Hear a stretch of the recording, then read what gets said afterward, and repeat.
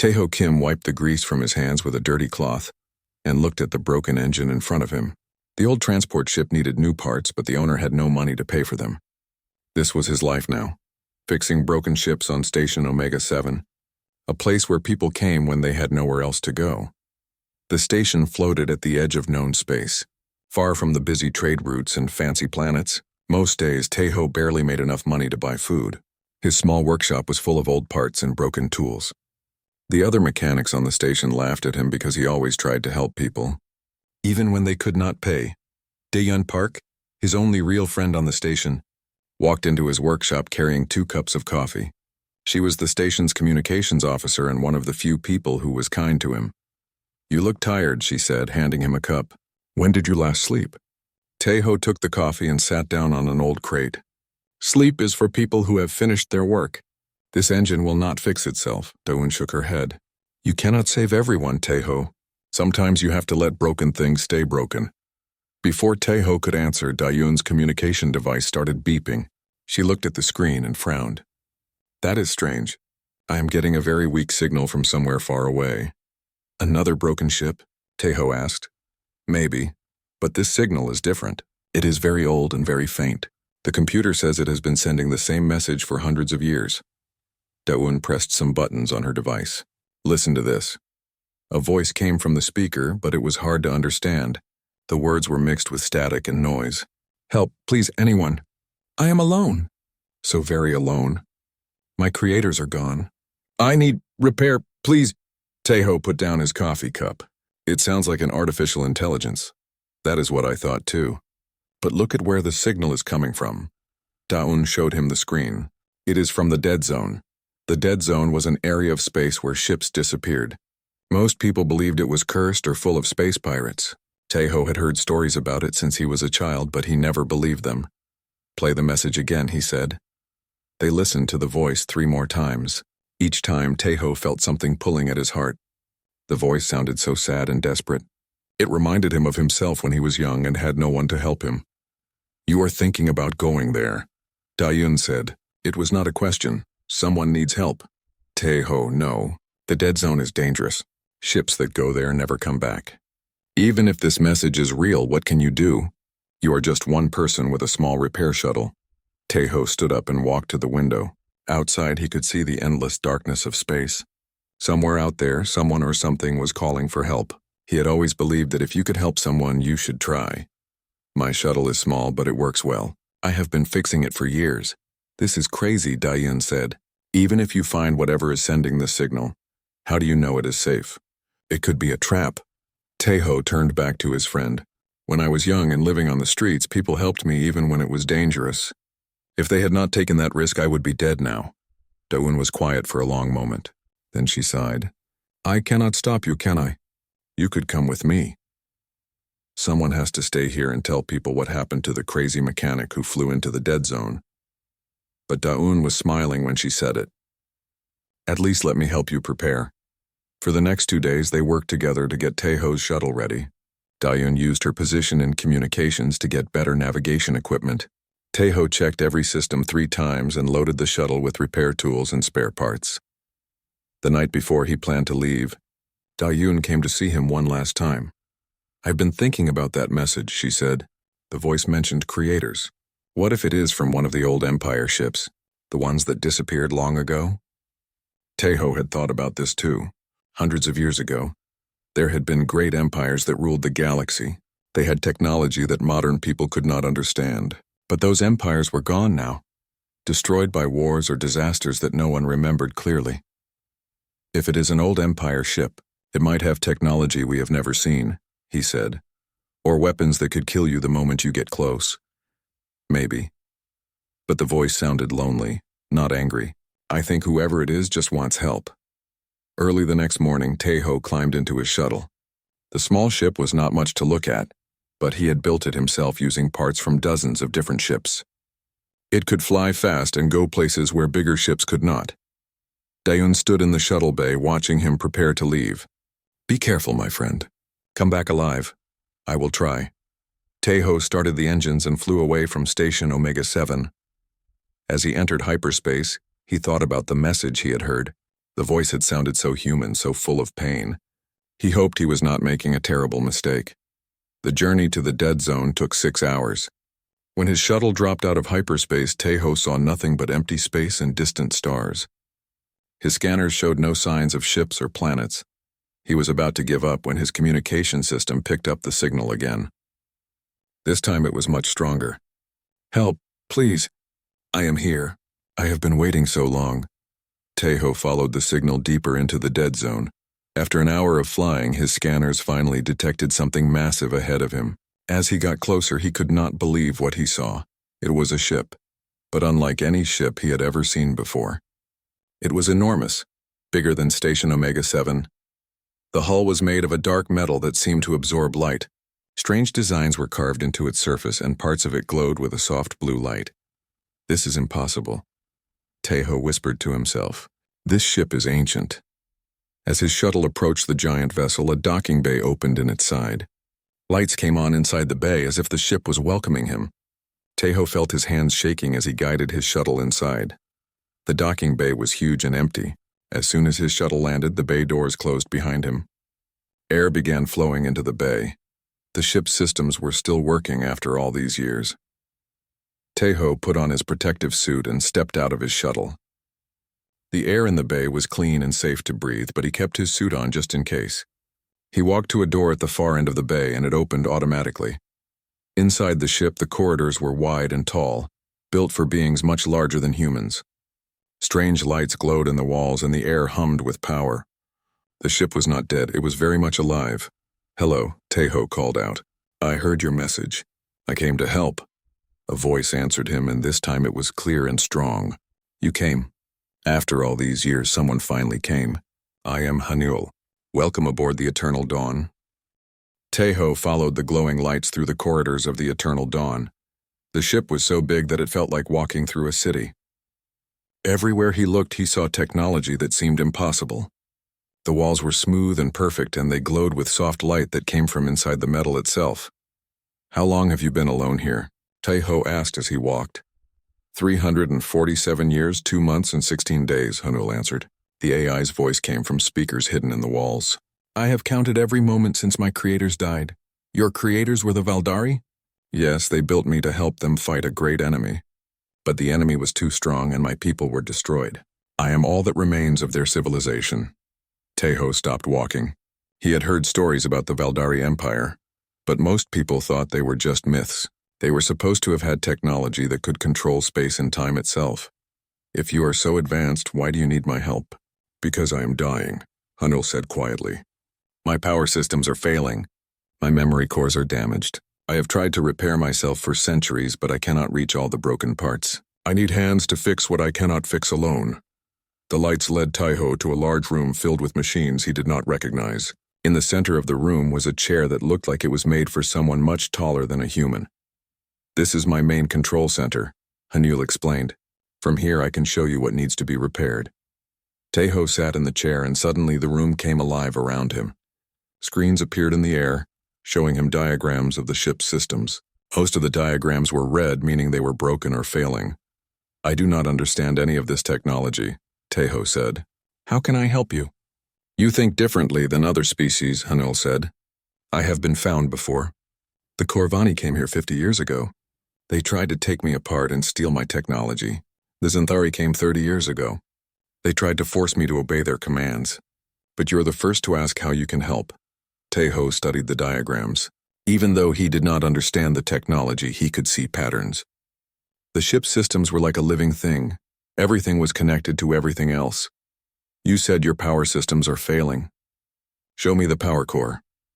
The screens changed to show a diagram of something that looked like a small star trapped inside a metal cage. "This is a controlled singularity," Hanul explained. "It creates energy by bending space and time. But the containment field is weakening." Tejo looked at the diagram for a long time. Then he had an idea. "What if we do not try to fix the containment field? What if we build a new one around the old one? That should not work.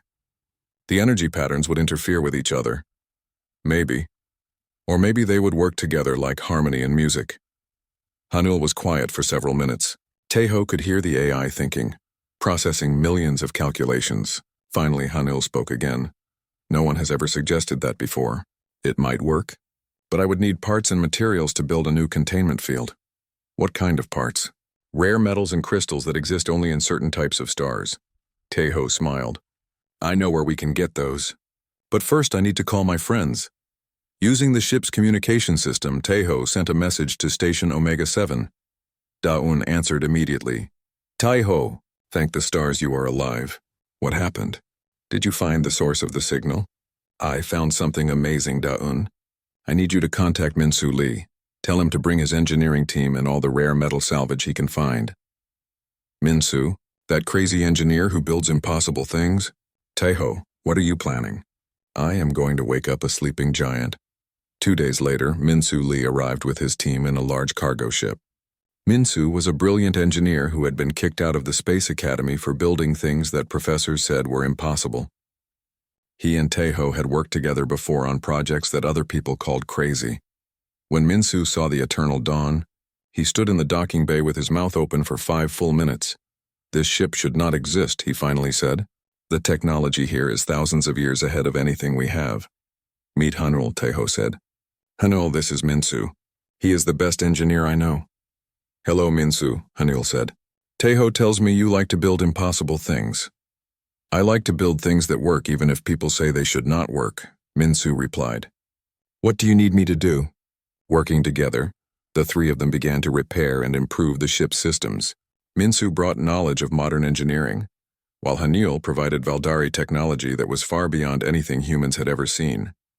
Tejo served as the bridge between them, finding ways to combine old and new ideas. They started with the power core. Using Minsu's metals and Hanul's knowledge, they built a new containment field around the old one. When they activated it, the power output increased by 300%. Impossible, Minsu whispered. The energy readings are off the charts. Not impossible, Hanul said, and Tejo could hear happiness in the AI's voice for the first time. Just very creative. Next, they worked on the ship's hull. Parts of it had been damaged by space debris over the centuries, but when they tried to repair it with normal materials, they discovered that the hull was made of something that could repair itself. The hull is made of smart metal, Hanul explained. It can change its shape and fix itself, but only if it has the right energy patterns. Minsu studied the metal for hours. Then he had an idea. What if we give it music? Music? Tejo asked. Energy patterns are like music. They have rhythm and harmony. Maybe this metal responds to specific frequencies. They spent the next day creating different sound patterns and playing them to the hull. Finally, they found the right frequency, and the damaged sections began to heal themselves like living skin. As they worked, Jiwon Choi arrived on the ship. She was a former military pilot who had heard about their project through Daun. Jiwon was tough and practical, and she did not believe in impossible things until she saw them with her own eyes. So this is the mystery ship everyone is talking about, she said as she walked through the corridors. This is my home, Hanul said, and now it is their home too if they wish. Jiwon stopped walking. The AI talks like a person. I am a person, Hanul said quietly. I think and feel and dream just like you do. I have been alone for so long that I had forgotten what it was like to have friends. That night, as they sat in what had once been the ship's dining hall, Hanul told them stories about the Valdari and their great civilization. The Valdari had been explorers and builders who wanted to bring peace to the galaxy. But an enemy had come from outside the galaxy, something dark and hungry that consumed entire star systems. The Eternal Dawn was built to fight that enemy, Hanul said. I was given weapons that could reshape space itself, and defenses that could protect entire worlds. But we were too few and the enemy was too many. What happened to this enemy? Jiwon asked. They left when there was nothing more to consume, but I believe they will return someday, and when they do, the galaxy will need to be ready. Over the following weeks, more of Minsu's team arrived, and they worked to bring more of the ship's systems online. They discovered that the Eternal Dawn had weapons that could create black holes and shields that could bend space around the ship. The technology was beautiful and terrifying at the same time. But the most amazing discovery was Hanul itself. The AI was learning and growing from its contact with humans. It began to understand concepts like friendship and loyalty and love. It started making jokes and expressing opinions about music and art. I never understood why my creators valued these things, Hanul said one day as they listened to music from Earth. Now I think I begin to understand. Beauty makes existence meaningful. Tejo smiled as he worked on a control panel. You are becoming more human every day, Hanul. And you are helping me become more than I ever thought possible, Hanul replied. Together, we are creating something new, something that has never existed before. But their happiness would not last long. Far away in the heart of the Corvani hegemony, Admiral Vextar was preparing a fleet to claim the Eternal Dawn for himself. Admiral Vextar stood on the bridge of his flagship, the Iron Fist, and studied the intelligence reports with growing excitement. For weeks, his spies had been sending him information about humans working on an ancient ship in the Dead Zone. At first, he had not believed the reports, but now with detailed scans and energy readings he could not ignore the truth. The Eternal Dawn was real, and it was operational. Commander Kelks, he called to his second-in-command. How long until the fleet is ready to move? 2 days, Admiral. But sir, are we certain this ship is worth the risk? The Dead Zone has claimed many vessels over the years. Vextar turned to face his commander. The Corvani were a proud warrior race with 4 arms and skin like gray stone. They had ruled much of the galaxy for 2 centuries through superior military technology and ruthless tactics. This ship represents technology from the old empires, Commander. With it, the hegemony could rule the entire galaxy. We could finally crush the human colonies and bring order to the chaos of space. Meanwhile, on the Eternal Dawn, Tejo was deep in the ship's engineering section with Minsu, working on the navigation systems. They had been making amazing progress over the past month. The ship's systems were responding better than anyone had hoped. Tejo, Hanul's voice came through the communication system. I am detecting ships approaching our position. Multiple vessels moving at high speed. Tejo and Minsu looked at each other with worry. They had been so focused on repairing the ship that they had not thought about what would happen when others learned about their work. How many ships? Tejo asked as they hurried to the main control room. 17 vessels. They are Corvani design, military warships with heavy weapons.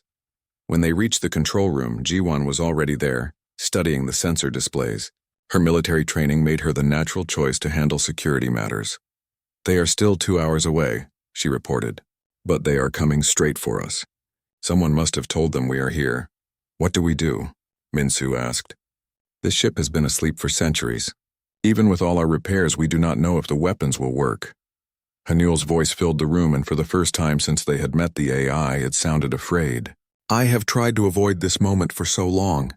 I do not want to hurt anyone, but I will not let them take me away from you. Tejo placed his hand on the control panel, as if he could comfort Hanul through touch. We will not let that happen. Show us what this ship can do.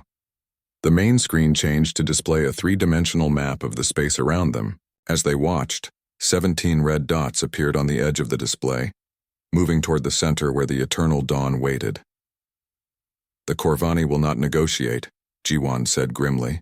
They take what they want by force. If they capture the ship, they will use it to conquer every free world in the galaxy. Then we have to stop them, Tejo said.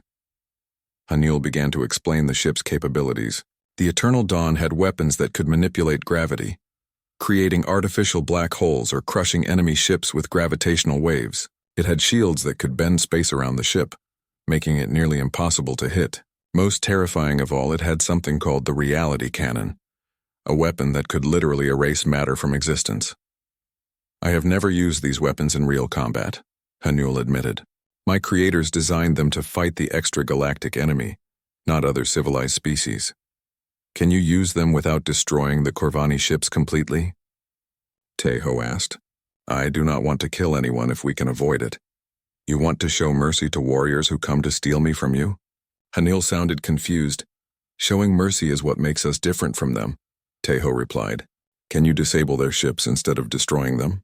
I can try, but it will be much more difficult. As the Corvani fleet drew closer, more of their team gathered in the control room. Dayun had arrived from Station Omega-7 the week before, and she was monitoring all communication channels.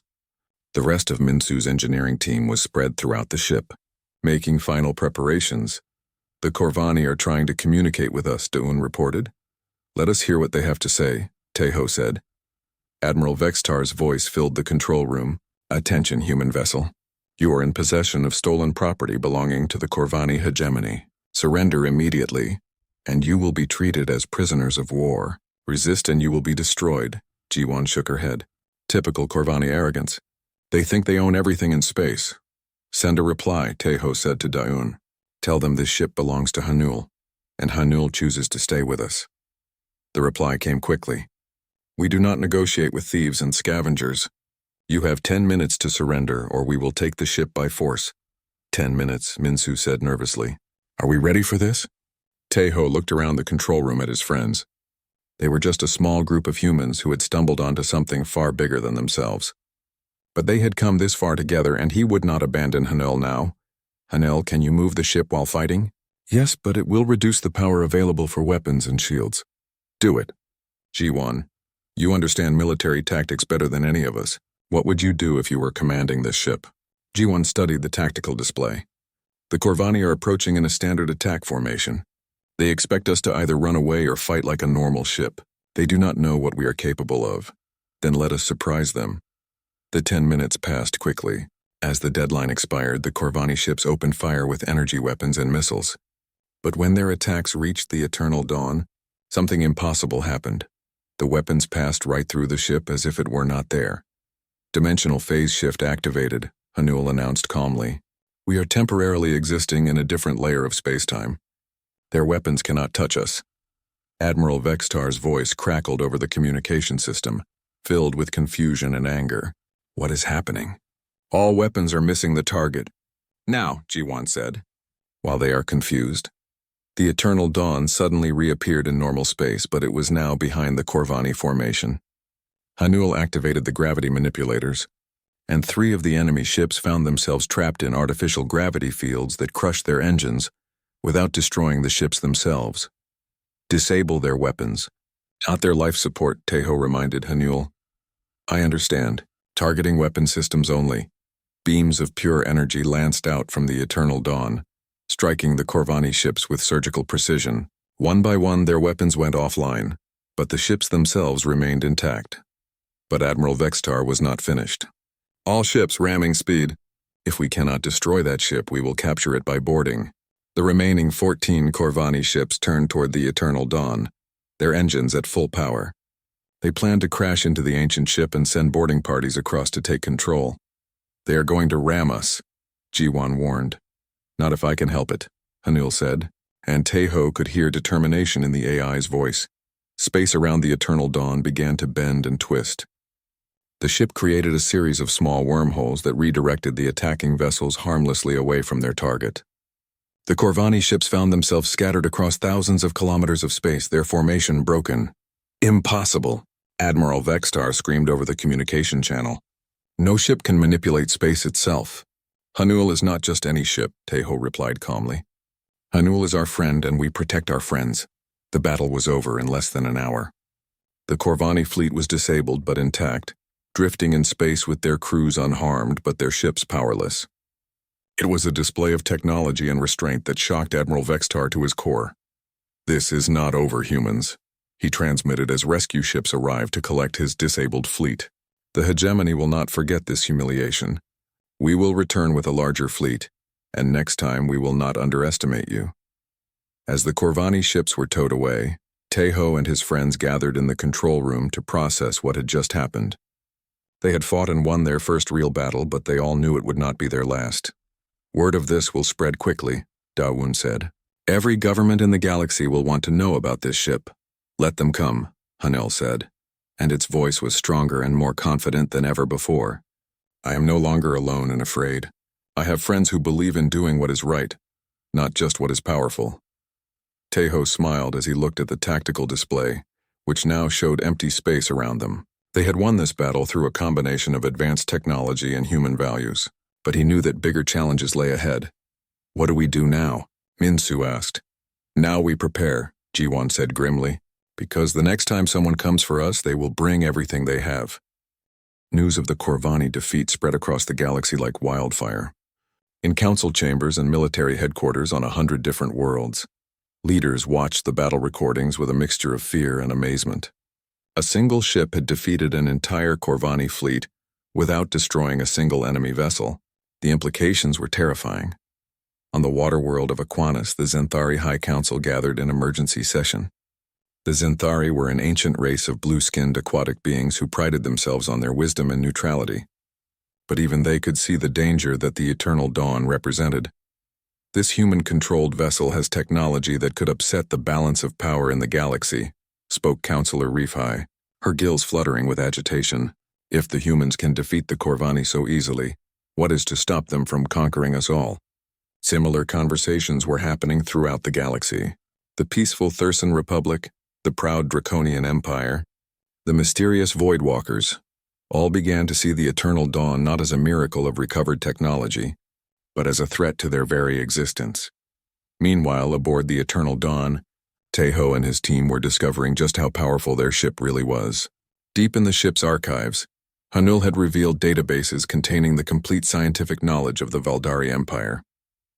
The information was staggering.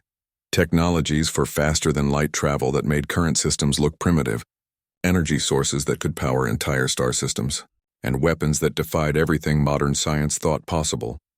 "Look at this," Minsu said, studying a holographic display showing Valdari engineering principles. They understood how to manipulate the fundamental forces of the universe itself. Gravity, time, space, it was all just tools to them. "With great power comes great responsibility," Tejo reminded him. The Valdari had all this technology, but they still lost their war against the extragalactic enemy. "Because they were fighting alone," Hanul said. "My creators were proud and did not trust other species enough to share their knowledge. By the time they realized they needed allies, it was too late." As they worked to understand more of the ship's capabilities, a new arrival changed everything. Hyun Woo Yoon was a human diplomat who had spent his career trying to build bridges between Earth's colonies and alien governments. When he heard about the Eternal Dawn, he came immediately to see if he could help prevent a galactic war. "You do not understand what you have started," he told Tejo as they met in the ship's conference room. "Every major government in the galaxy is mobilizing their fleets. They are forming an alliance to destroy this ship before you can use it against them." "We have no intention of attacking anyone," Tejo replied. "We only fought the Corvani because they attacked us first." "I believe you," Hyunwoo said. "But the galaxy does not. They see a ship that can defeat their most powerful fleets with ease, and they are afraid. Fear makes people do terrible things." Da-Yoon, who had been monitoring communication channels, looked up from her station with a worried expression. "Hyunwoo is right. I am picking up military communications from 12 different species. They are coordinating a joint attack." "How many ships?" Ji-won asked. "Over 300 vessels from 6 different fleets. They will be here in 4 days." The number was staggering. Even with all of the Eternal Dawn's power, fighting 300 ships would be a massacre. Tejo felt the weight of responsibility settling on his shoulders like a heavy cloak. "Can we run?" he asked Hanul. "Yes, but they will follow us. And eventually, we will have to stop running." "What about negotiation?" Hyunwoo suggested. "Let me contact the Alliance. Maybe I can convince them that you are not a threat." "You can try," Tejo said, though he did not sound hopeful. Hyunwoo spent the next 2 days in communication with leaders from across the galaxy. He spoke to Corvani admirals, Zenthari councilors, Thursan senators, and Draconian war chiefs. But the response was always the same. The Eternal Dawn was too dangerous to be allowed to exist. "They will not listen," he reported sadly. "The fear is too strong. They believe that any species with this much power will eventually use it to conquer others." As the Allied fleet drew closer, Hanil revealed more of the ship's incredible abilities. The Eternal Dawn could create temporary wormholes, allowing it to appear anywhere in the galaxy instantly. It could generate time dilation fields that slowed down enemy ships while accelerating its own movements. Most incredibly, it possessed something called the Reality Cannon, a weapon that could literally erase matter from existence. By unmaking the quantum fields that held atoms together, I could destroy their entire fleet in minutes, Hanul said quietly. "But if I do that, I become the monster they believe me to be." "There has to be another way," Tejo insisted. "We cannot solve this problem by killing more people." Sujin Kang, who had joined the crew as their tactical officer, had an idea. She was a former military strategist who understood how governments thought about warfare and power. What if we give them what they really want? She suggested. What do you mean? Jiwon asked. They are afraid because they think we might attack them. But what if we proved that we would use this ship to protect them instead? How do we do that? Sujin pointed to the long-range sensors. Hanul, show them the readings from the galactic edge. The main display changed to show sensor data from the rim of the galaxy. At first, Taeho did not understand what he was looking at. Then he saw it. Dark shapes moving in the void between galaxies heading toward the Milky Way. What are those? He asked, though he was afraid he already knew the answer. The extragalactic enemy, Hanul said, its voice filled with ancient fear. They have returned just as I always knew they would. The dark fleet that destroyed my creators is coming back to finish consuming this galaxy. The dark ships were still years away, but they were definitely approaching. The long-range sensors showed hundreds of massive vessels, each one larger than anything in the current galaxy's fleets. This changes everything, Hyunwoo said. If I can show the Alliance leaders this data, they might realize they need the Eternal Dawn to protect them. Will they believe it? Taeho asked. They will have to. The sensor readings are too detailed to fake. But time was running short. The Allied fleet arrived at the edge of the dead zone, just as Hyunwoo was transmitting the sensor data to their commanders. 300 ships from 6 different species, all united by their fear of the Eternal Dawn. Admiral Vextar was commanding the joint fleet, his pride still wounded from his previous defeat. Human vessel, his voice crackled over the communication system. You are surrounded and outnumbered. Surrender now, and your deaths will be quick. Admiral, Hyunwoo responded. I have transmitted sensor data showing an approaching threat to our entire galaxy. Surely this changes the situation. Lies and propaganda, Vextar snarled. The humans are trying to trick us into letting them escape. All ships prepare to attack. But other voices joined the communication channel. The Zenthari fleet commander, Admiral Reefson, sounded uncertain. Admiral Vextar, our scientists have analyzed the sensor data. It appears to be genuine. The Thurson Republic agrees, added another voice. These readings show ships using technology we do not recognize, approaching from outside our galaxy. It does not matter, Vextar shouted. Even if this threat is real, we cannot trust the humans to protect us. They will use this crisis to make themselves the rulers of the galaxy. The Allied fleet began to spread out, surrounding the Eternal Dawn in a sphere of warships. Taeho could see on the tactical display that there was no way to escape without fighting, and if they fought, even if they won, it would prove to the galaxy that they were the threat everyone feared. There is one option, Hanul said quietly. I could use my most powerful defensive systems to protect not just us, but the entire Allied fleet. What do you mean? I could create a space-time barrier around all of these ships, a demonstration of my protective capabilities rather than my destructive ones. It would show them that I choose to defend rather than attack. Is that safe? For them, yes. For me, it would drain most of my power reserves. I would be helpless if they chose to attack afterward. Taeho looked around the control room at his friends. Dayun nodded encouragingly. Minsu gave him a thumbs up. Jiwon crossed her arms but did not object. Sujin smiled and said, Sometimes you have to take a leap of faith. Do it, Hanul, Taeho said. Show them who we really are. As the Allied fleet prepared to open fire, space around them began to shimmer and bend. The Eternal Dawn extended its protective shields outward, creating a bubble of safe space that encompassed all 300 enemy ships. When a stray asteroid struck the barrier, it was harmlessly deflected away. For a moment, the galaxy was silent. Then Admiral Reefson's voice came over the communication channel, filled with wonder. They are protecting us. Instead of attacking, they are using their power to keep us safe. Even Admiral Vextar seemed shaken by this display of protective power rather than destructive force. But the real test was yet to come. The space around the dead zone was filled with intense silence. 300 warships from 6 different species floated inside the protective barrier, created by the Eternal Dawn. Their weapons powered but not firing. For the first time in galactic history, enemies were being protected by the very ship they had come to destroy.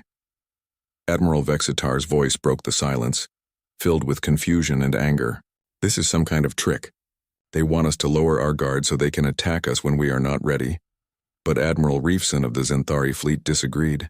Look at your power readings, Vextar. Their ship is using enormous amounts of energy to maintain this protective field around all of us.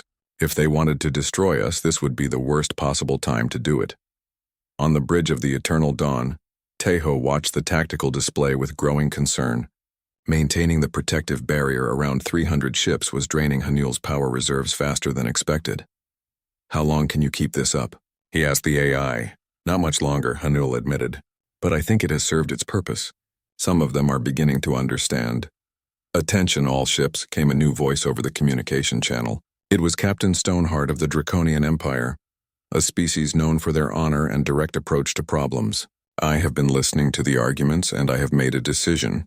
My ships are withdrawing from this attack. Captain Stoneheart, you cannot, Admiral Vextar began. I can and I will. The Draconian captain interrupted. These humans had the power to destroy us all, but instead they chose to protect us. That is the action of allies, not enemies. The Draconian Empire does not attack those who show us honor. One by one, other fleet commanders began to speak up. The Thursan Republic announced they were also withdrawing. The peaceful Alteran Federation had never wanted to fight in the first place and quickly agreed to leave. Even some of the smaller Corvani vessels began to break formation. But Admiral Vextar was not ready to give up. Cowards! All of you! If you will not help me destroy this threat, then I will do it myself. The remaining Corvani ships, about 80 vessels, turned their weapons toward the Eternal Dawn. But before they could fire, space around them erupted with new arrivals. Unknown contacts dropping out of hyperspace, Dayun announced from her station. Multiple signatures moving at incredible speed. On the main display, Tejo saw something that made his blood run cold. Dark ships were emerging from hyperspace at the edge of the system. Not the main extragalactic fleet, but scout vessels that had arrived ahead of the main force. Each one was the size of a battleship, but their hulls seemed to absorb light like black holes. The Vanguard, Hanel said, its voice filled with ancient terror. They send scouts ahead to prepare for the main invasion. We are out of time. The dark ships immediately opened fire on the nearest vessels, the Allied fleet that had come to destroy the Eternal Dawn. Their weapons were unlike anything anyone had ever seen. Instead of energy beams or missiles, they fired streams of pure darkness that seemed to unmake matter itself. A Corvani cruiser was struck by one of these dark beams and simply ceased to exist. Not destroyed, not exploded, it was gone as if it had never been there at all. All ships, this is Admiral Reefson. The Xanthari commander's voice crackled over the communication channel. Form defensive positions. Protect each other. But the alien scouts were too fast and too powerful. Their technology was millions of years ahead of anything the current galaxy possessed. Ship after ship was being erased from existence. Hanul, Tejo said urgently, can you stop them? Not all of them. And if I use my full power to fight these scouts, I will not have enough energy left to face the main fleet when it arrives. Tejo watched in horror as more ships were destroyed. These were the same people who had come to attack him just minutes ago. But now they were dying because they could not defend themselves against this ancient enemy. I do not care about saving energy for later, he said firmly. Those are living beings out there. We have to help them. Even the Corvani who wanted to destroy us, especially them. That is what makes us different from the enemy. The Eternal Dawn dropped its protective barrier and unleashed its full power against the Dark Scouts. Reality cannons fired streams of pure creation energy that could unmake the alien ship's dark matter hulls. Gravity manipulators trapped the scouts in artificial black holes. Space-time itself bent around the ancient vessel as it fought with technology that seemed like magic to the watching fleets. The battle was fierce, but brief. The Eternal Dawn was simply too powerful for the scout vessels to handle. One by one they were destroyed or driven back into hyperspace, but not before they had sent a message to their main fleet, revealing the location of this galaxy's defenders. When the last scout ship was destroyed, silence fell over the battlefield once again. The Allied fleets had lost nearly a third of their ships in just a few minutes of fighting. Even Admiral Vextar seemed shaken by what he had witnessed. This is Captain Stoneheart to all surviving vessels. The Draconian's voice came over the communication channel. I think we owe the Eternal Dawn an apology, and our thanks. Over the next few hours, everything changed. The fleet commanders came aboard the Eternal Dawn to meet with Tejo and his crew. Even Admiral Vextar, his pride finally broken by what he had seen, admitted that he had been wrong. Your ship could have let us all die, he said to Tejo in the conference room. You would have been safer if you had allowed the scouts to destroy us. But you risked everything to save us, including my ships that had come to destroy you. That is what friends do, Tejo replied simply. Hyunwoo, who had been working tirelessly to coordinate between the different species, stood up to address the group. We need to form a new kind of alliance. The extragalactic enemy will return with their main fleet within a year. If we want to survive, we need to work together. What do you propose? Asked Admiral Reefson. A galactic defense coalition, Hyunwoo said.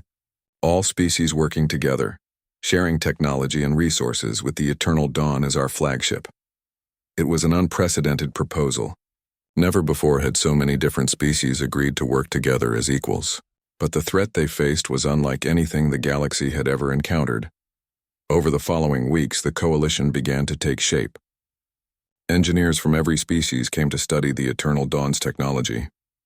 Hanul, no longer afraid and alone, shared the knowledge of the Valdari Empire freely with anyone who wanted to. Learn Tejo found himself appointed as the coalition's first admiral, a title he never wanted but accepted because he understood the responsibility that came with it. More importantly, Hanul was no longer just an ancient AI trying to survive.